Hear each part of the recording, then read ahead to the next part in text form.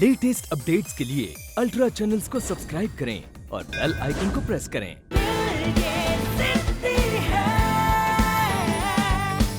तानिया, तुम तो जानती हो कि हमने अंशु को कभी ये महसूस ही नहीं होने दिया कि वो हमारा भतीजा है। हमेशा अपना बेटा ही माना है। और भाभी के जाने के बाद तो तुम दोनों को हमने ही पाला है। आज तक अंशु को कभी किसी गलत रास्ते पे नहीं जाने दिया, तो फिर अब कैसे जाने दे सकते हैं? हम तो बस इतना ही चाहते हैं कि अंशु खुश रहे। उसकी खुशी हमारे लिए सबसे इम्पोर्टेंट है।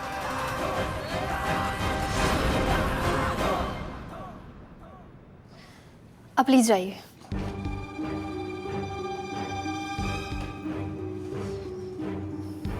मैं जानती हूँ बुआ, और मैं भी अंशु को खुशी देखना चाहती हूँ और उसके इमोशंस और एम्बिशंस को अच्छे से समझती भी हूँ, पर आई एम श्योर बुआ, अंशु उस मिडिल क्लास लड़की के साथ खुश नहीं रहेगा। एंगेजमेंट तो कर ली उसने एसआरके के स्टाइल में, पर पूरी लाइफ कैसे रहेगा वो उस लड़की के साथ बुआ? It's impossible for him. पता नहीं अंशु ये बात को समझ क्यों नहीं रहा है। पर समझनी तो अंशु को ही पड़ेगी ना। हमारे समझने से तो कुछ नहीं होगा, क्योंकि आखिरी फैसला तो अंशु का ही होगा। बुआ, मैं सोच रही हूँ कि कुछ ऐसा हो जाए कि अंशु खुद ही ये रिश्ता तोड़ दे। ऐसा ही होगा। देखो, रोचक के उस कारनामे से एक बात तो साफ है कि अंशु उस लड़की से उतना प्यार नहीं करता जितना वो लड़की अंशु से करती है। वरना वो अपनी सगाई छोड़ के नहीं आता। लेकिन बुआ, वो वापस भी तो गया ना, और एंगेजमेंट भी कर ली। बस यही गड़बड़ कर दी तुमने अपने भाई को समझने में। अंशु के लिए डांस पैशन है, जुनून है। जितना हम समझते हैं ना, वो काजल से ज्यादा काजल की डांस की प्रतिभा से प्यार करता है। अब उसने सगाई तो कर ली है, लेकिन सगाई से शादी तक का सफर आसान नहीं होगा। देखना, ये शादी नहीं होगी। रियली बुआ, आपको ऐसा लगता है? लगता नहीं, हमें पूरा यकीन है।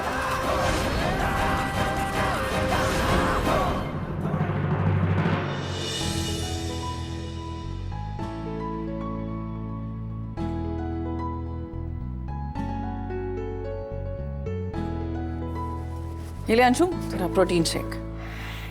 थैंक यू सो मच बुआ, लेकिन आपने क्यों तकलीफ उठाई? किसी और के हाथों भिजवा दिया होता। अरे कोई बात नहीं। आइए बैठिए ना, आइए। ये देखिए, मैं मेरे और काजल का डांस वीडियो देख रहा हूँ, सगाई वाला। देखिए काजल कितना अच्छा डांस कर रही है ना? हमें लगा तू अपनी सगाई का वीडियो देख रहा है। तू तो ये डांस देख रहा था। मतलब बुआ, मैं कुछ समझा नहीं। मतलब समझाते हैं अंशु। देखा, बात निकली है ना, तो हम एक बात कहना चाहते हैं।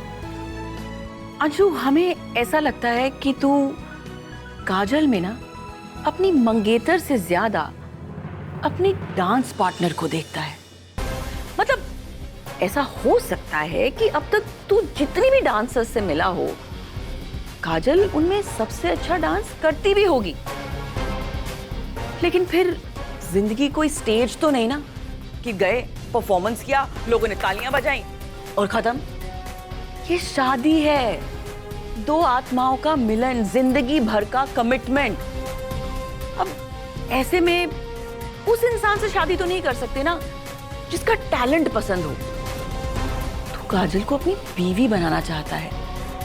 उसके कैरेक्टर के बारे में सोच, वो कैसी इंसान है इस बारे में सोच, उसके टैलेंट के बारे में मत सोच। देख, तू अपने मन को ना टटोल के देख और फिर खुद ही सोच, तू क्या पसंद करता है, काजल को या काजल के डांस को?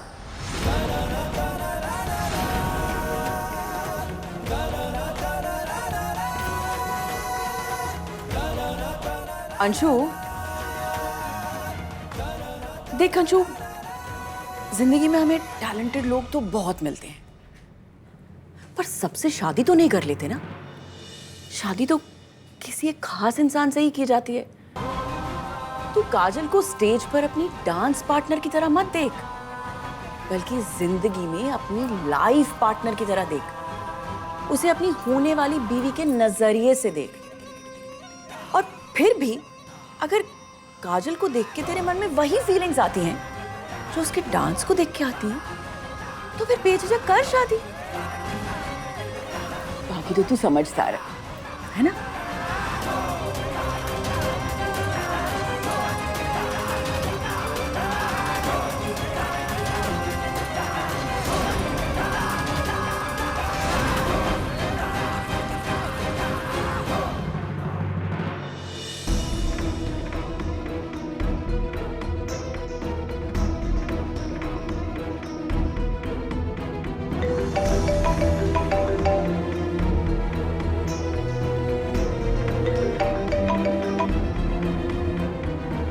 आई थिंक बुआ बिल्कुल सही कह रही है।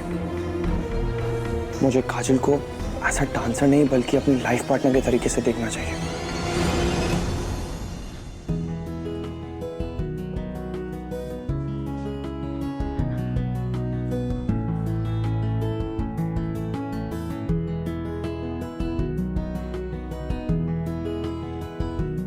अरे क्या हो गया अंशुमन, फोन क्यों नहीं उठा रहा? अब दीदी, आप दोनों की एंगेजमेंट कल ही हुई है ना? और देखो जीजू ने आज से आपको इग्नोर मारना भी शुरू कर दिया। चुप कर यार बात, एक तो मैं इतनी टेंशन में और तू मजाक कर रहा है। बात क्या अंशुमन, फोन क्यों नहीं उठा रहा? कैसे बताओ उसे कि रिहर्सल्स के लिए लेट हो जाऊंगी मैं? रोजू के साथ कहीं बाहर जाना है। मैसेज कर ले। नहीं मम्मा, मैं उसे ये बात कॉल पर ही बताना चाहती हूँ। किसी काम में बिजी होगा, उलझा होगा, कर लेगा तुझे कॉल वापस। नई नई सगाई हुई है, एकदम ऐसे हक जताना शुरू मत कर देना। जैसे ही फ्री होगा तुझे वापस कॉल कर लेगा।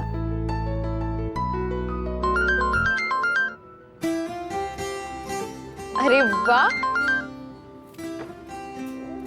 आपका एक्सपीरियंस तो बड़ा कमाल का है। फोन आ गया। अच्छा चलो रुक रुक, देख अब तो उस पे बहुत गुस्सा निकालना मत शुरू कर देना। ओके मेरी प्यारी प्यारी मम्मा, बिल्कुल गुस्सा नहीं करूंगी। अब मैं अपने मंगेतर से उर्फ आपके दामाद से बात करने जा रही हूँ। बाय। हेलो अंशुमन, कहाँ थे तुम? अरे काजल मेरी छोड़ो और तुम अपने घर के बाहर आओ जल्दी। क्या तुम मेरे घर के बाहर हो? हाँ बाबा जल्दी आओ बाहर। ये तो बहुत बड़ा सरप्राइज है मेरे लिए। मैं अभी आई। मम्मा अंशुमन घर के बाहर ही है, मैं आती हूँ।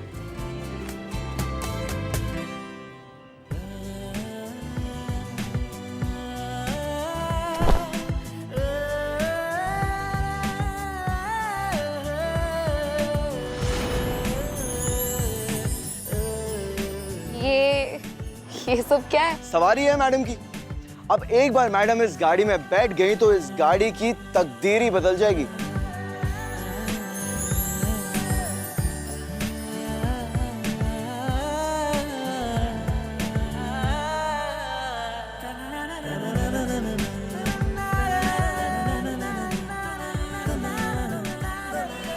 लेकिन इतने सारे फ्लावर्स, ये डेकोरेशन, कोई खास ओकेजन है क्या? ऑफ कोर्स स्पेशल ओकेजन है काजल। आज सगाई के बाद हमारी पहली मुलाकात है, तो स्पेशल तो हुआ ना। तुम रहने दो, फोन तो उठाते नहीं मेरा।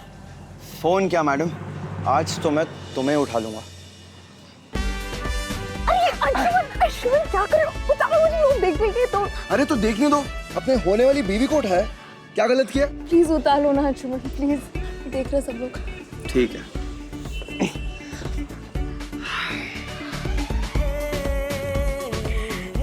वैसे क्या बात है, आज इतने रोमांटिक मूड में हो? रोमांटिक तो मैं हूं ही काजल, लेकिन कुछ इंपॉर्टेंट बात है जो मैंने आज ही रियलाइज की है। कौन सी बात? वो मैं अभी तुम्हें नहीं बताऊंगा। उसके लिए तुम्हें मेरे साथ पहले डिनर डेट पे चलना होगा, और वो भी अभी। अभी? ऑफ कोर्स अभी। अंशुमन एक्चुअली मैंने रोचू को प्रॉमिस किया था, मैं उसके साथ कहीं बाहर जाने वाली हूँ। अरे रोचू वोचू को भूल जाओ अभी काजल। मैं अपनी होने वाली वाइफ को अपने साथ बाहर लेकर ही जाऊंगा। अब मैं तुम्हारा होने वाला हस्बैंड हूँ, इतना हक तो बनता ही है ना मेरा। अंशुमन एक्चुअली हमने बहुत पहले से डिसाइड किया था, वो भी आ रहा ही होगा, बुरा मान जाएगा। काजल अपने फ्रेंड को भूल जाओ और अपने फियांसे पे ध्यान दो। कॉन्सेंट्रेट करो फियांसे पे। अब जल्दी से गाड़ी में बैठ जाओ और चलो मेरे साथ। आ जाओ, कम, आ जाओ। सिट सिट सिट सिट, जल्दी। काजल इधर उधर मत देखो, बैठ आराम से।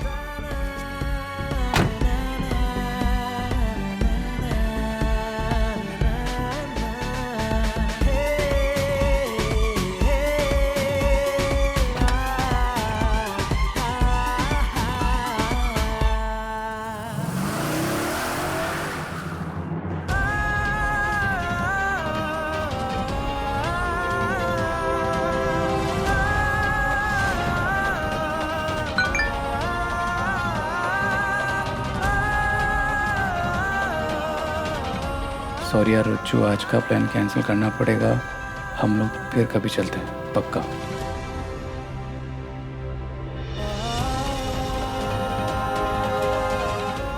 हाँ यार, समझ सकता हूँ, कोई बात नहीं।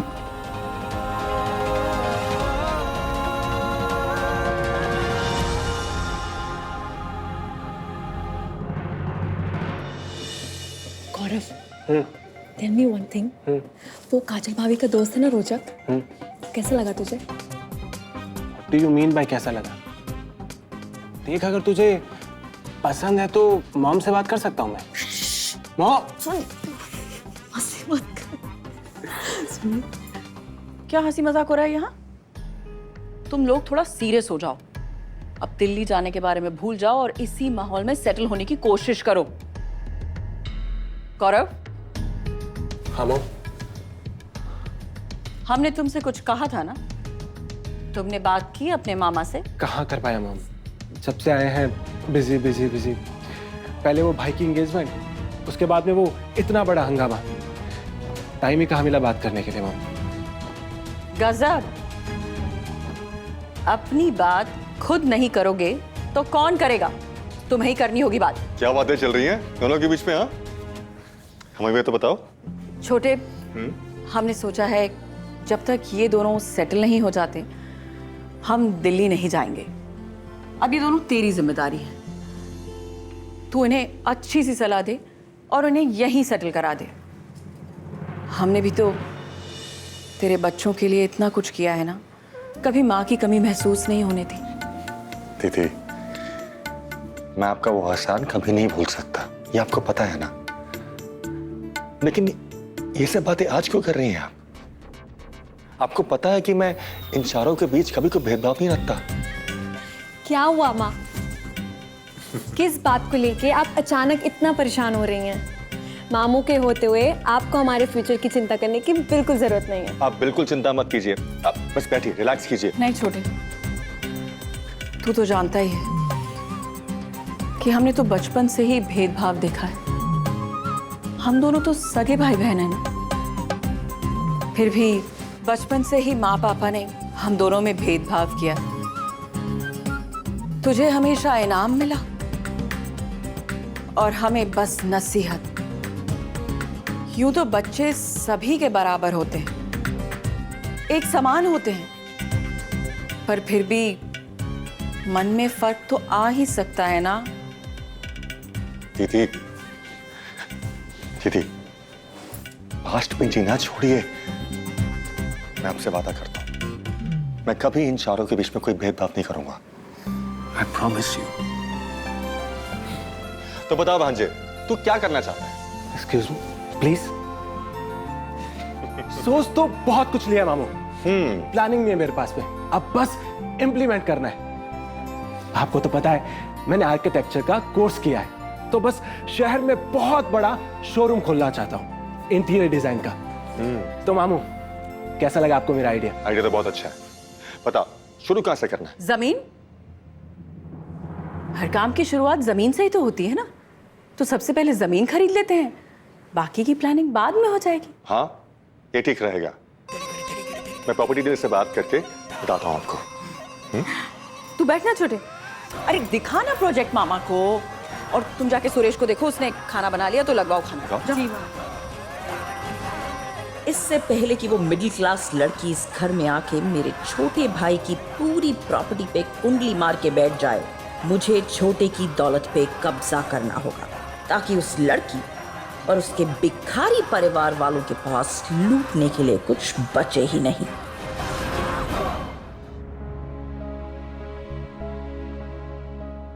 रहने दे बेटा, ड्राई क्लीन करवा लूंगी। वैसे भी अमीरों की गाड़ी से उड़ी हुई धूल का दाग है ये। चौंक गया ना?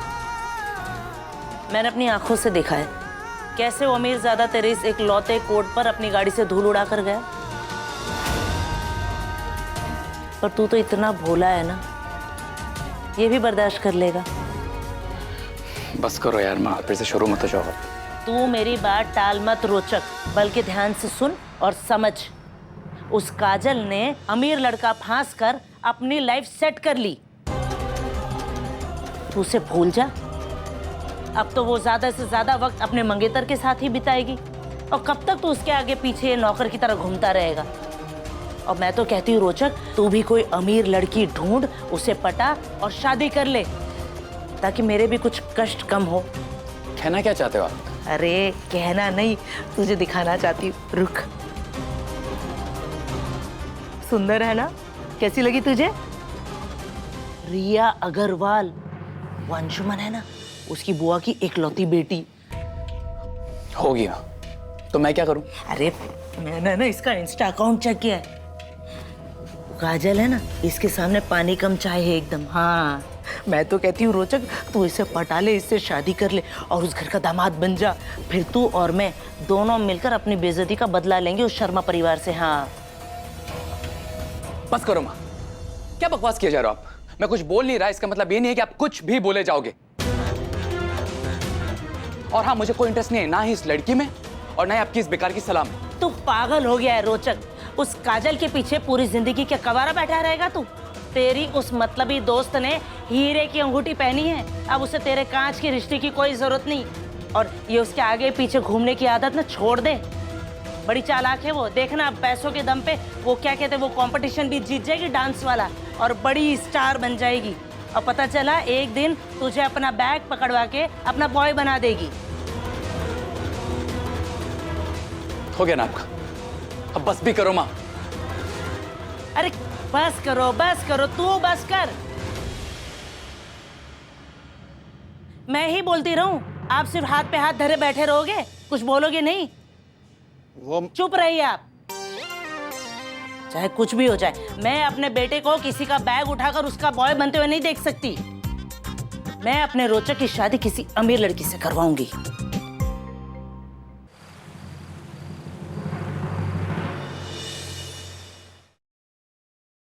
Wow, this is beautiful. मैं सच में बहुत इम्प्रेस्ड हूँ। Thanks Kajal, I am really glad कि तुम्हें सब कुछ बहुत अच्छा लगा। लेकिन ये सब कुछ अचानक कैसे प्लान किया तुमने? एक्चुअली क्या है ना काजल, मैं तुम्हें सरप्राइज देना चाहता था, क्योंकि अब तुम सिर्फ मेरी डांस पार्टनर नहीं हो ना, बल्कि मेरी लाइफ पार्टनर बनने जा रही हो। मेरी होने वाली वाइफ के लिए जो इतना तो करना ही चाहिए ना। वैसे भी मुझे ऐसा लगता है कि शादी कोई डांस परफॉर्मेंस नहीं है, लाइफ कोई स्टेज नहीं है कि हमने परफॉर्मेंस दी, लोगों ने हमारे लिए तालियां बजाई, बात खत्म। शादी एक कमिटमेंट है काजल, दो आत्माओं का मिलन है, कई जन्मों का बंधन है। वाओ, इतनी गहरी बातें, वाह। मुझे तो यकीन ही नहीं हो रहा कि तुम ये सब बातें कर रहे हो। एक्चुअली काजल सच कहूँ तो मुझे भी यकीन नहीं हो रहा है कि इतनी गहरी बातें मैं कर रहा हूँ। ये बातें भले ही मेरी ना हो, लेकिन तुम्हें यहाँ पे डेट पे लेके आना, तुम्हें यूँ सरप्राइज देना, सब कुछ मेरा ही प्लान था। एंड आई प्रॉमिस काजल कि आज के बाद हमेशा तुम्हें यूं ही सरप्राइज देता रहूँगा।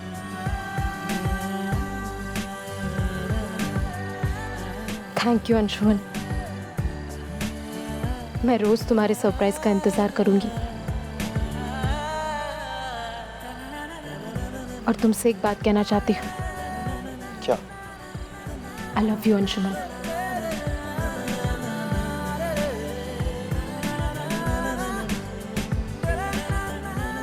मैं सचमुच दुनिया की सबसे लकी इंसान हूँ जो मुझे तुम जैसा लाइफ पार्टनर मिला है।